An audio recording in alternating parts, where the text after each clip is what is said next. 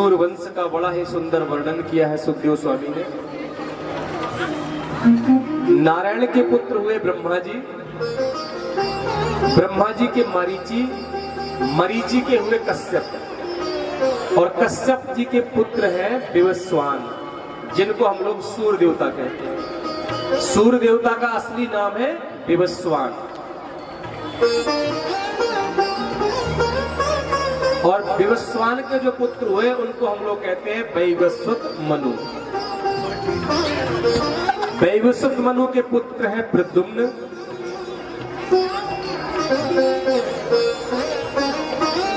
एक बार ये शिव जी के आश्रम में गलती से पहुंच गए थे ना, तो इनको स्त्री बनना पड़ गया था। वैवस्वत मनु के मन में बड़ी चिंता है, उनके 10 पुत्र हैं, उनमें से एक पुत्र का नाम है सरयाती, और सरयाती के यहाँ एक कन्या हुई जिसका नाम है सुकन्या। एक बार राजा अपनी कन्या को लेकर वन में गए थे, तो वहां च्यवन नाम के एक मुनि तपस्या कर रहे थे। तपस्या के प्रभाव से पूरे शरीर में दीमक लग गई थी, केवल आंखें दिख रही थी। तो सुकन्या ने उनकी आंखों में कांटा लगा दिया, दोनों आंखें फोड़ दी। तो च्यवन मुनि के श्राप से उनकी जो सेना है वो सब परेशान। गलती मानी तो च्यवन ऋषि बोले, भाई मेरी आंखें फूट गई हैं, अपनी पुत्री का विवाह मेरे साथ कर दो, वही मेरी सेवा करेगी। तो ना चाहते हुए भी अंधे च्यवन ऋषि के साथ में सुकन्या का विवाह हुआ। सुकन्या ने अपने पति की बहुत सेवा करी, और अश्विनी कुमारों ने च्यवन ऋषि की आंखों को ठीक कर दिया। इसी सूर्यवंश में एक राजा हुए अम्बरीश। लिखा है अम्बरीश राजा बड़े महाभाग थे। ये एकादशी का व्रत किया करते थे।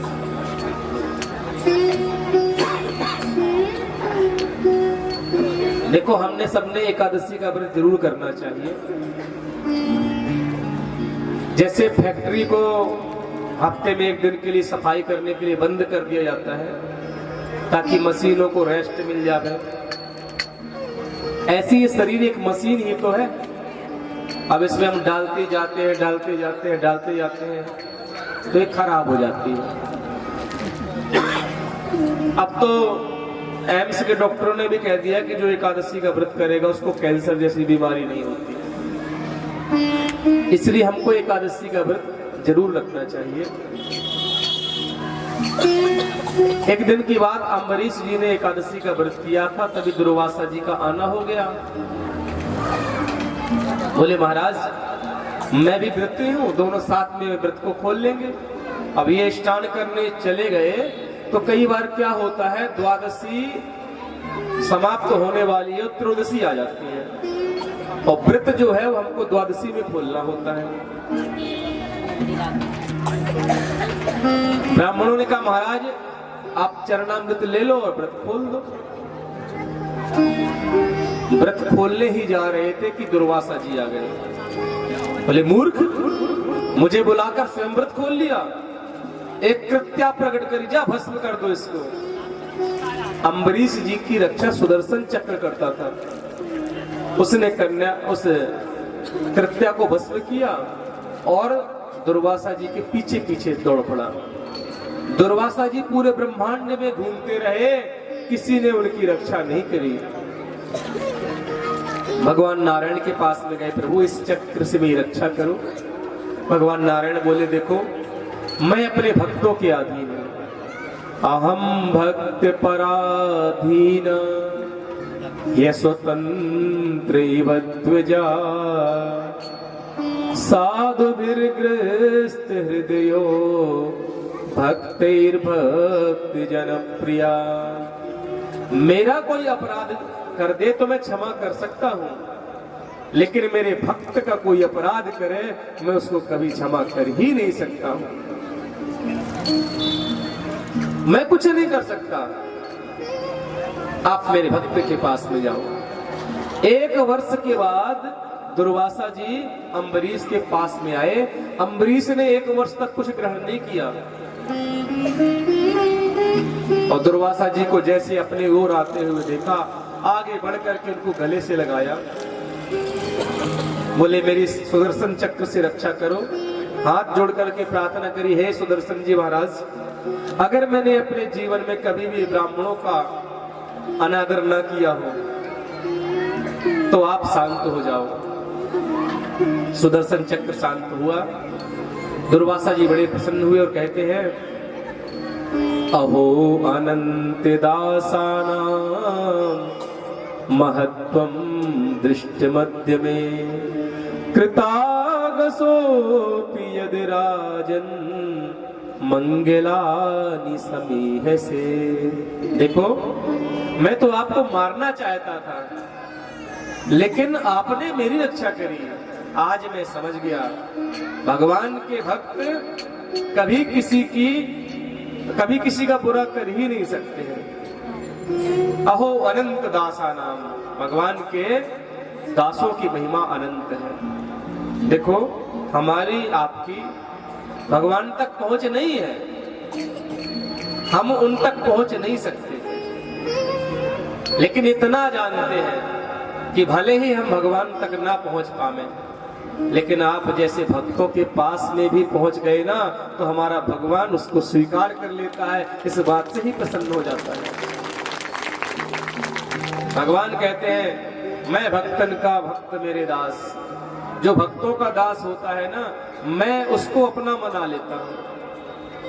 इसलिए जितने भी ऋषि महात्मा हुए, क्या कहते हैं, तुलसीदास, सूरदास, हरिदास, भगवान के दास बन जावे और क्या चाहिए।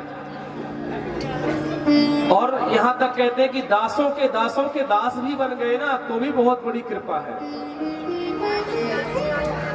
और जो इस भक्ति के मार्ग में जितना ऊपर होता है ना, वो अपने आप को छोटा ही मानता है कि हम तो कुछ है ही नहीं।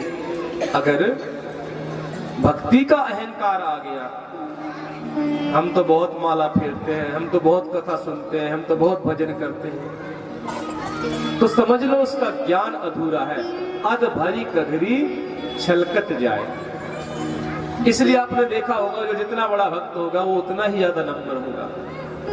लिखा है, नमंति फलना वृक्षा नमंति गुणनोई जना। जो फलदार वृक्ष होते हैं वही झुकते हैं और ज्ञानी लोग ही झुकते हैं। और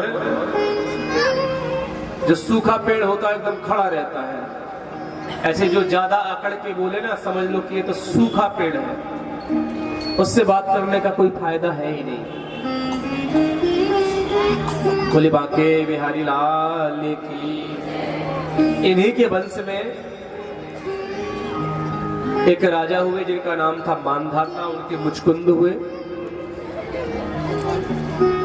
इन्हीं के वंश में आगे एक राजा हुए सगर। ये घर के साथ, जहर के साथ प्रकट हुए थे, इसलिए इनका नाम सगर हुआ। इन्हीं के बच्चों ने कपिल देव के आश्रम में जाकर के उनको भला बुरा कहा था, तो कपिल देव जी ने क्रोध की दृष्टि से देखा तो भस्म हो गए। सगर के पुत्रों ने ही पृथ्वी को इतना खोदा कि वो सागर बन गए। प्रार्थना करी तो कहा कि अगर गंगा मैया आ जाएंगी ना तो ही तुम्हारे पुत्रों की मुक्ति होगी। गंगा जी की बड़ी आराधना करी, लेकिन जब भागीरथी जी ने गंगा मैया की आराधना करी तो माँ गंगा प्रसन्न हुई, धराधाम पर आई। पहले भगवान भोलेनाथ की जटाओं से होते हुए इस धरती पर आई। इन्हीं के वंश में एक राजा हुए जिनका नाम था खटवांग। इन्हीं के वंश में आगे चल करके एक राजा हुए जिनका नाम था रघु। और रघु महाराज इतने प्रतापी कि सूरवंश ही आगे चल करके रघुवंश बन गया। और इन्हीं के वंश में आगे हुए महाराज दशरथ जी। दशरथ जी की 3 रानियां, लेकिन संतान किसी के भी नहीं, इसलिए पुत्र कामेष्टि यज्ञ करवाया और सबको विश्वास हो गया कि तीनों रानियों को गर्भ धारण हुआ है और तीनों के यहाँ सुंदर राजकुमार प्रकट हुए। बोले राजा रामचंद्र भगवान की। लिखा है भगवान जब प्रकट हुए तो कैसे मालूम? सशंख चक्रम सकिरीट कुंडलम सपीत वस्त्रम सरिसीरुहेक्षणम सहारे वक्षस्थल कौस्तुभश्रियम् नमामि विष्णुम शिरसा चतुर्भुजम। भगवान चतुर्भुज रूप से प्रकट हुए और कहा मैया आपने कहा था ना कि अपने जैसा बालक लाओ, तो मैंने सोचा अपने जैसा कहाँ ढूंढने जाऊंगा, इसलिए मैं खुद आ गया। कौशल्या मैया बोली वो बात तो ठीक है आपकी, लेकिन मैंने कहा था कि बेटा बन के आना, आप तो पापा जी बन करके आ गए। अरे ये 4 हाथ का कोई बालक होता है क्या? भगवान 2 हाथ के बन गए। बोले आप ठीक है? बोले इतना 20 फुट का कोई बालक होता है? भगवान छोटे बन गए। अब ठीक है मैया। बोले कपड़े क्यों पहन रखे हैं? ऐसा थोड़ी बालक होता है। भगवान नंगे हो गए। बोले आप तो खोल दो दरवाजा, भक्त इंतजार कर रहे हैं। बोले पहले रो तो सही। बोले हे भगवान रोना भी पड़ता है क्या? बोले धरती में आए हो सारे काम करने पड़ेंगे। और भगवान बड़े प्रेम से रोने लगे और तुलसी महाराज ने बड़ी सुंदर बात लिखी है। भाई प्रगट कृपाला दीन दयाला कौशल्या हितकारी हर्षित महतारी मुनि मनहारी अद्भुत रूप विचारी लोचन अभिरामा तनु श्यामा निज आयुध भुज चारी भूषण बन माला नयन विशाला शोभा सिंधु करारी हर धोई कर जोरी स्तुति तोरी कई विधि करो अनंता आया गुण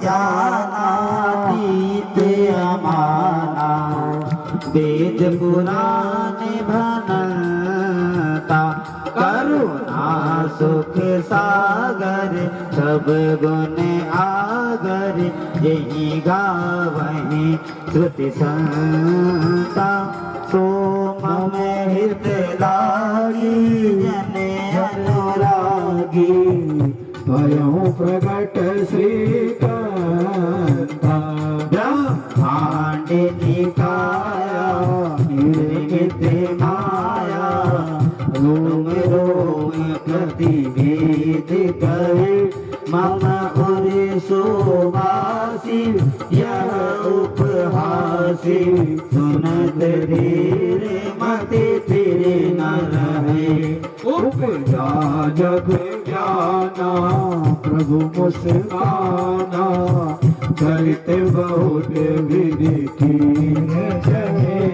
कही कथा सुहाई मात बुझाई यही प्रकार सुत प्रेम लहे माता पुनि बोली सोमति डोली तजहु ताती रूपा की शिशुलीला अति प्रिय शीला यह सुख परम अनुपा सुनी बचन सुजाना रोदन जाना कोई बालक सुर रूपा यह चरित जिगावहि हरि पद पावहि नर करि भव को पार। जगत कृपाला दीन दयाला कौशल्या हितकारी हर्षित महतारी मुनि मनहारी अद्भुत रूप विचारी। इतनी बात सुन करके भगवान जी रोने लग गए। आकाश मार्ग से सभी लोग पुष्पों की वर्षा कर रहे हैं। बोले राजा रामचंद्र भगवान की।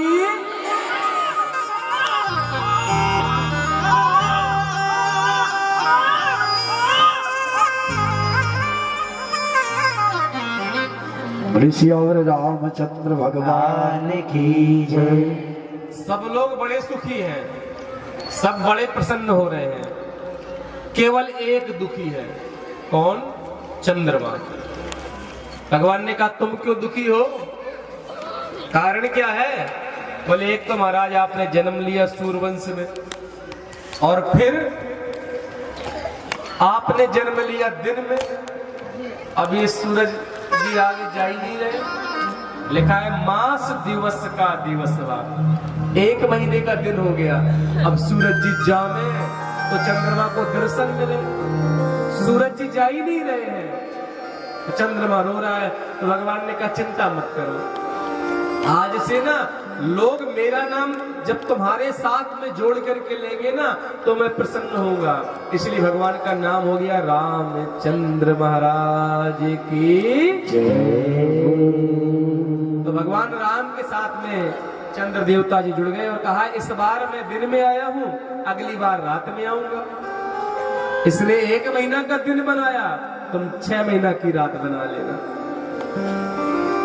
बड़े प्रेम से सभी लोग राम जी की स्तुति करने लगे। बोले सच्चे दरबार की जय। जन्म